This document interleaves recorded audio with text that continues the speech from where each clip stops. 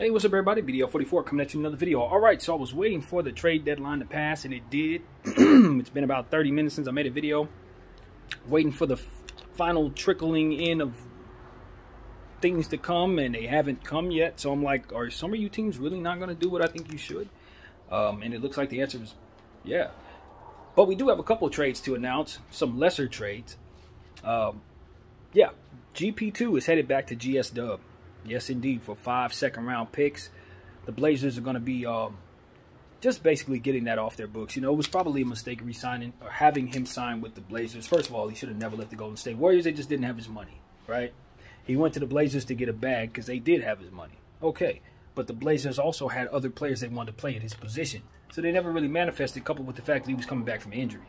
So the fact of the matter, he didn't start the season with the team, and it looked like they had filled his rotational pieces pretty well with the retooling they just did. His piece was filled. So moving him on back to Golden State made all the sense in the world. 5 picks is a nice return for him. You basically, you know, get some good stuff out of Golden State Warriors in regards to that. Plus 6 second-round picks are going in really weird ways right now. They've been packaged together in some very, very inconsistent ways. But nevertheless, that's what we're seeing. And GP2 is back with GSW, so he's going to be a Warrior again. Also, another deal. Devontae Graham and 4 second-round picks, here we go again, to the San Antonio Spurs for Josh Richardson. Great decision on both teams in my mind, because the Spurs can absorb Devontae Graham's contract. It won't hurt him. Their timeline is Wembanyama or Scoot Henderson, so they could care less. If anything, they just wanted to booster their second-round pick asset class, because they already got 1 million of them, and they got 1.4 million now. So I don't see any harm in that when you go into the offseason this upcoming year. Hopefully you feel like you've drafted as well as you could, and then from there you could take all these second-round picks and start doing things with those then. Or just keep them for the near future and use them accordingly. But the point is they have a plethora of picks, and none of them went out, or at least not in any of the deals that I've seen as of yet. I'm sure some more stuff will probably come in over the next 25 minutes, but after that, I don't expect anything else to trickle in. But then again, this is a weird deadline because, as I said, a lot of stuff may have to get finalized. You know, will be agreed upon, but I don't know. I don't know how that works, because a deadline is a deadline. But at the end of the day, a lot of this stuff probably is getting crammed into the last minute. So, nevertheless, this is what we got. With Josh Richardson going to the Pelicans, I think that's a nice rotational piece that they can use. High-level rotational piece. Got Devontae Graham off their books, which I thought was paramount. And I told you guys that I thought that was the most important thing they needed to do. And somebody was listening to me, because they definitely got that off their books. I'm telling you, I'm feeling like Nostradamus around this thing. I'm feeling like Nostradamus, I don't know. But I feel like him, because all of this stuff I told you was going to happen, a lot of it is coming to pass. Atlanta and the Rockets made a deal. Garrison Matthews and Bruno Fernando are going to Atlanta for Justin Holiday and Frank Kaminsky. Fernando has had a really good season with the Rockets, man. He really has. I'm kind of surprised they moved on from him. I know to a degree they have higher upside guys that they need to be able to use the minutes on. But listening to people who were real Rockets fans, who had their feet on the ground out there, like real fans, they seem to talk about Bruno Fernando as if they were a better team with him on the floor earlier in the season. Now, obviously, Alperen Sengun has stepped up and stepped out, and now that's over with. But it's not a surprise to see them try to get something for Bruno Fernando, seeing as how he played so well. So they got something for him. And Garrison Matthews, a real fantastic shooter. I like him going to Atlanta, too. That's just going to boost their shooting opportunity, and they still got a lot of shooters. They didn't trade Bogey to us last minute, which I'm okay with, because we ended up getting rid of Patrick Beverley anyway in a different deal. So that was the most important thing for me. Justin Holiday and Frank Kaminsky, role players going to the Rockets. I don't know what to expect. Justin Holiday just passed around so much, dude. That boy be traded a lot. And Frank Kaminsky is just a player that's going to the Rockets just to be there. They'll probably buy him out. Maybe they use him. I don't know. It's just a role player, man. So these are lightweight trades. I expected to see a lot more given the first 30 minutes after a trade deadline. Usually see big stuff. But we had already seen plenty big stuff, as you know, with Kevin Durant now a son, D'Angelo Russell, Vanderbilt, Beasley are Lakers now. You got Russell Westbrook in limbo, who's likely going to be bought out by the Jazz very soon and sent out to the Clippers, who seem to want him right now. You got guys going back to old teams. George Hill got traded back to the Pacers again. Ibaka's a Pacer for some reason. As I said, Eric Gordon's a Clipper. Luke Kennard is now a Memphis Grizzly, which I think is kind of interesting. That's very interesting, actually. Yeah, I think that's very interesting. I think Luke Kennard's best days are ahead of him, and then going into that Memphis situation, they're picking up a real sniper. You know, I'm going to say this, but I'm not sure I mean it. I don't know that I actually see that as an upgrade. Eric Gordon versus Luke Kennard. Eric Gordon is a more established player, but I think I'd rather have Luke Kennard. Just in general, I think I really would. Maybe I'm off. Maybe somebody look at me and say, what the hell are you talking about? But I look at their age, and I've just seen enough from Luke Kennard to know that he's going to probably do all the stuff I want Eric Gordon to do anyway. So that's just something. I want to take a glance at these trades that I've talked about already. Maybe go over them again. Nothing too serious. But hey, the worst trade of the day for me, to be honest with you guys, is somewhere between Jay Crowder for 5 picks and what was the other one? Somebody went for 2 picks, which is absolutely ridiculous. Bones Highland to the Clippers for 2 picks. That right there is like, are you serious? That was the worst trade of the day for sure. I think that actually might have been worse than Jay Crowder, because at least Jay Crowder has the world fooled in regards to his value. So I can accept the fact that the world is fooled in regards to that. But ain't nobody fooled by Bones Highland. Bones Highland is legitimately one of the best young players of last year's class. Top 10. So, or was it the year before? I don't think it matters. The point is he's a 3rd year or 2nd year guy who's likely going to make $20 million a year very soon. And even though I wouldn't want to pay him that if I'm Denver because of all the other stuff they got going on, I'm a firm believer that the person they should have got rid of was Michael Porter Jr. That's who I would have traded today. Because he's not worth the money. I don't care how many 3-point shots he hits. I don't care how pure his shot is. For what it is they're building, now you can get those same 3-point shots, that same stuff from a half of that price in a much more durable player. So I just think Denver did it wrong today, man. I think they did it all wrong today. I really do. Just thinking back on some of the stuff that I saw in regards to them, I just don't think they're doing it right. You know, OKC sending Bazley to Phoenix was something I really like. That's a low-key, very solid move, especially when Phoenix has so little on their bench worth talking about at all right now after those trades. You get Bazley. He's a guy who needs minutes right now, right? He's a guy who needs to show that he can play some defense and rebound the ball and catch lobs, stuff like that. And his game is growing. That's the thing. He's just a guy that's been stuck in OKC his entire career. And quite honestly, OKC ain't never really had a role for him. Phoenix, he's going to be playing meaningful basketball in a very, very serious role because they're going to need him. And this is the first time where he's really going to be able to show people that he can be utilized when needed. And that is something I've always thought he would be able to do. So I'm about as excited about Bazley and Phoenix as I could possibly be for a player that has nothing to do with my team and I have no interest in their team. I am very, very excited about what he's going to do in a situation where he's absolutely needed. Yes, I like that. And, you know, we talked about Luke Kennard leaving the Clippers. Bones Highland is going to be taking that spot, so I can see why they were quick to move on from a Luke Kennard and some of the other pieces. Reggie Jackson moving on from the Clippers is nice. I think the Clippers did a very good job today. Getting John Wall up out of there. Yeah, that was all good in my mind. But nobody won the trade deadline over the Lakers, dude. I ain't gonna even lie to y'all. And I'm not saying it just because I'm a Laker fan. They did everything they were supposed to do. We got rid... When I say the Lakers, as a Laker fan, I'm honestly saying this. The Lakers got rid of all of the trash that I told them they needed to get rid of. Each and every single player that I told them that must go is gone. All of them. And the funny thing is the players that I kind of wanted to make sure that we didn't trade, knock on wood, because there's still more stuff trickling in, they're all here. The guys that I was kind of like, I don't want them to go nowhere, but I'm okay with moving on from them, but I would rather let go of somebody else, they let go of the somebody else's and kept the guys I wanted. So I'm telling you, man, I couldn't be more happy. As a Laker fan, I'm straight. I am super straight. The one thing I was worried about is whether or not we were going to take care of our center position, because AD ain't a center. Vanderbilt is kind of a 4, even though he can play small ball 5. We didn't have a 5 in my mind. Now we slip in Mo Bamba. We got the trash out.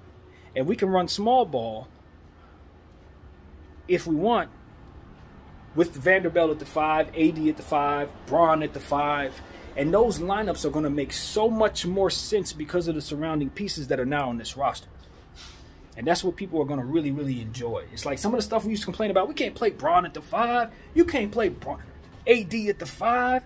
Well, now that the roster is constructed this way, Vanderbilt helps with that. And then if you want to sub in Wenyen Gabriel, he should be able to help with that. Troy Brown, of course, we know has helped with that. And now those pieces aren't necessarily needed to do those things in the same way because we have more shooting now. So we're not going to be in small ball lineups with guards that can't shoot. If we happen to want to go small, we got the pieces to do it. Rui can move to the 4, Bron can move to the 5, and then you got the players like Troy Brown and Christie if you want to do weird stuff with your lineup. If you want to go really, really big, you can go Bamba, AD, Bron, Troy Brown, or Rui Hachimura, something like that. You can go D'Angelo Russell. You want to go super shooting, you can put Mo Bamba on the floor, Troy Brown, Malik Beasley, D'Angelo Russell, Anthony Davis, Mo Bamba. You know, we got so much that can do for us from behind the arc at this point. Picking up Bamba and D'Lo and Beasley. Beasley. Those are shooters, man. Real legitimate shooters that our squad picked up. And, of course, Vanderbilt is the prized possession for me. A player that I would have wanted no matter what team I was putting together. If I was a GM anywhere in the league, I want that contract. All leagues, all teams. Give me Vanderbilt at $4 million for 2 years each and every time. So I think Rob Pelinka gained a lot of trust in this front with this organization and with this fan base today. This is the type of needful moves that address what we needed and ultimately put our fan base in a position to breathe. We feel like we have somewhat of a future. We let go of one of those picks, the other one's still in place, unless we moved it right now, which I wouldn't really have a problem with. But if we kept it, I'm happy too, because that is what we want to do. We want to have ourselves a sweet medium of assets that can be retradable, future assets that give us a path toward the future, 2029, that's still intact. Something that makes Bron feel like he can win a championship right now, which if I'm him, coupled with what we can do in the buyout market, maybe booster some more or something, whatever it may be, I haven't given it thought, but get us a little more something if necessary. Or if not, I think this is a roster that he can go up against all the teams in the field, and if he plays his absolute best, should feel confident he can beat the field. That's what this team is. Now, I'm not saying we're the favorites, but I'm telling you, there are about 10 teams in the league that can win the championship, and we're one of them. We're one of them. Somewhere in that 7 to 8 range. We're not the top 5, but that bottom 5, we have leaped into that, in my opinion, if we can learn how to put this team together, and then Darvin Ham doesn't get in the way by doing dumb stuff. Dumb stuff. That's what can get in the way of that. But as far as the roster, that's over. The roster is constructed just fine. The roster is constructed just fine right now. And look, in my mind, now we have an opportunity to call up Jay Huff. Because we got a wide open center position spot if I'm not looking at this incorrectly. This is the time. You call up Jay Huff or you call up Cole Swider. It's one of them two guys, and you put them on the back of the bench and you have them playing the JTA Damian Jones role right now. Or, if I'm not looking at this correctly and we have more forwards than we have guards, maybe we call up Scottie Pippen and you bring him in now. Now, I know, and this is something I'm only going to mention one time because I don't like this type of stuff in regards to, this is not what we want to talk about on our channel. But for the sake of chemistry, it must be said that Malik Beasley and Scottie Pippen Jr. have some history there in regards to Scottie Pippen Jr.'s mom. Okay? So that's as far as I'm willing to say that. I would assume that the energy is as peaceful as it needs to be, and if it's not, then we need to make sure them two players are not in the same place at the same time. That's it. That's it. So it ain't, you know, Pippen's with the G League right now. I think our front office is probably aware of this, since the rest of social media is.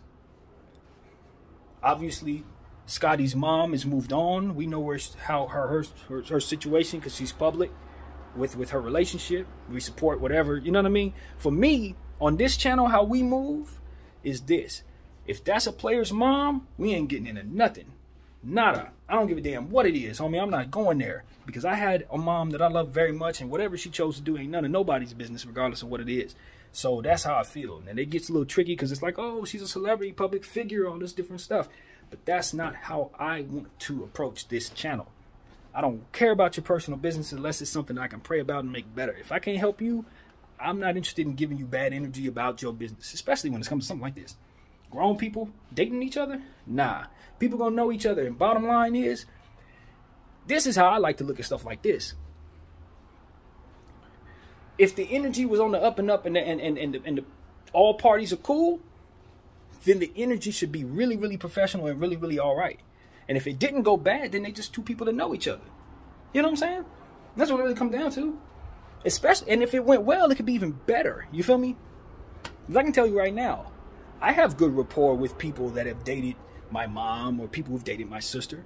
And if I happen to work with those people today and they've moved on into different relationships, and ain't going to be nothing coming up in regards to the relationship they had with my peoples. If anything, we're going to do everything to avoid that conversation. You feel me? So that's how I think that probably goes. I think Malik and Scotty are probably going to be fine. And if they're not, then we separate them. They don't have to be in the same place at the same time. So I don't think that's going to be much of a problem. Scotty comes off as a really relaxed kid. You know what I mean? He don't come off as the type of dude that's going to be jumping in nobody's face about nothing, in my opinion. And I don't know Malik Beasley at all, but I know we need his piece. We need him to shoot the ball for us and to play well. Now, here's what I'm going to say about Malik Beasley. I don't want us to make the mistake of looking at how much he's making and then saying we need to play him to that level because of what he's making. You don't have to do that. Nobody's pressuring the Lakers organization to do that at all. If Malik Beasley earns those type of minutes and is that good for us, cool. But if he happens to slip back down the depth chart, that's not a thing, man. We just want to make sure that everything we got going on the floor makes sense for what it is that we're seeing on the various nights that we're playing. That's really all that I, as a fan, care about, man.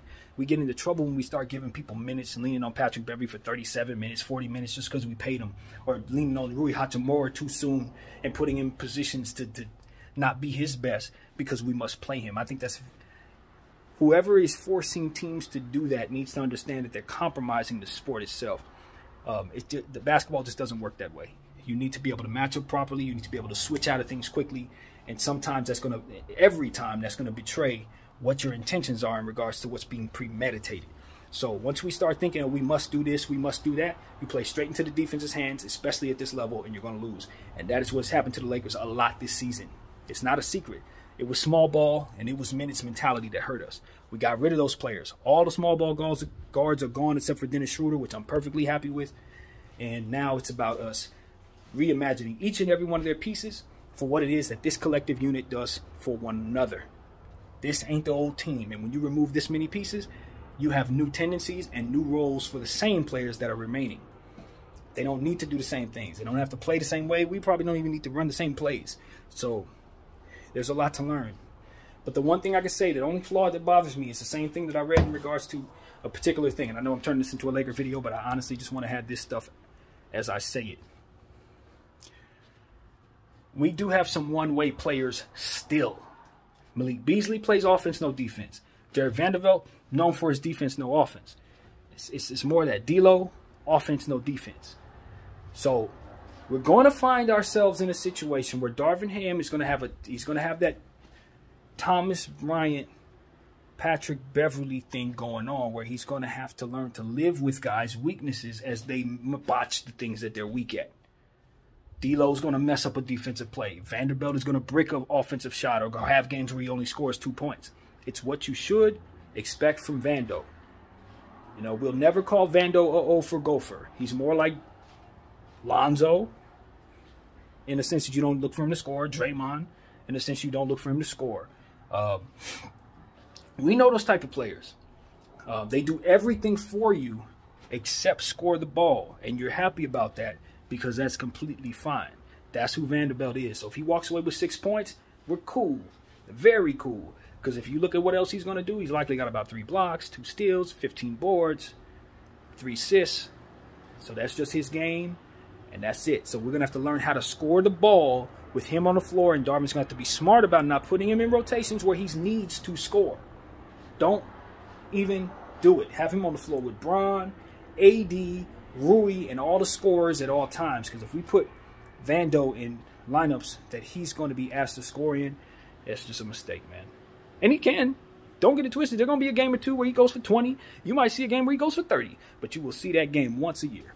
Because that's not who he is. But he'll definitely get you over 10 boards a night. Definitely give you over 2 or 3 blocks a night. Definitely give you over a bunch of steals every night. And as he continues to stay in our uniform, he might actually make an all-star as a defensive player. I ain't kidding either. I'm not kidding at all. That's how good I think Vando is, man. So I'm super excited about this guy. Of course, there's more to learn about him. And nobody's perfect, man. We're going to learn the tendencies of our players. We're going to have our times where we get frustrated with them. We're going to probably call for all of them to be traded at some point in time, unless they reach LeBron status. This is how it is in LA. But we love our players here. We love what Rob Pelinka and Jeanie Buss have done, what they signed off on today. We really, really do. We love it. I haven't been this happy in the trade deadline in a long time in regards to my team, if maybe ever, given the fact that our needs are what they are and the fact that we need to fill those needs to meet our timeline. With the exception of getting AD at the deadline, this is about as good as it gets. And to be honest, I wasn't happy with that deal. So this is definitely as good as it gets. So this is great, man. I'm happy that everything is in place. Now I got to see if anything trickled in that'll contradict everything I just said. So as I continue to get these videos to you guys, we know the Lakers play the Milwaukee Bucks tonight. I can't believe I still got to do homework on that team. After all this, there's still, it's like I haven't been talking on the camera despite being in front of you guys the whole time. But we will do the best we can to tell you guys about that 9-game winning streak that the Milwaukee Bucks are on and how we know we probably ain't going to beat them because Giannis is going to be healthy tonight, and that's pretty much it. But all in all, we're happy. This is one of the last nights where we're going to have an undermanned team that ain't got all that he needs because we got some serious reinforcements coming in, and it's going to be a big-time night. So congratulations to all the other teams as well. Since I turned this into a Laker video, I didn't intend to. But nevertheless, I want to salute all the GMs out there who did things correctly, especially guys like Danny Ainge, who helped my squad out, and the Brooklyn Nets, who ultimately did some things that I thought were helpful overall to the market, not overpricing things. It was all right. So, you know what I mean? All is well. And at the end of the day, the NBA, if it just continues to stay on the path of valuing talent properly and not discarding of players that they shouldn't, hopefully Wiseman, for example, lands on his feet in Detroit. And don't give up on guys too soon. Do not be surprised if Wiseman wins an MVP someday. That's what I'm here to tell you. Do not be surprised. Because this is what ends up happening when you give up on guys too soon. They get a couple years to revamp from their knee injury like Michael Jordan had in his second year. And they turn into exactly what you thought they would be. And Wiseman has a lot of natural ability, man, and a very long body. And I think that what goes wrong with him is you want him to block more shots, you want him to rebound the ball more. But if you just let him be himself and continue to invest in his skill set as a center, an offensive center, he's going to turn into something over the next 3 years. They gave up on Markelle Fultz too early. They gave up on Bol too early. I'm telling you right here and now that there's nothing wrong with James Wiseman other than the fact that he needs to get in shape and then start the process of developing just like every other young player. It's too early. It's far too early to give up on him. Especially the fact that he was second overall pick in the draft and he's 7 foot tall. Oh, y'all stupid for giving up on him. Real stupid. So I'm certain he will land on his feet if he finds the right place. I just don't think Detroit's that place. And unfortunately, he has to be there for the rest of the season. But he's down there with some young kids, some talented kids. So hopefully he can grow with them.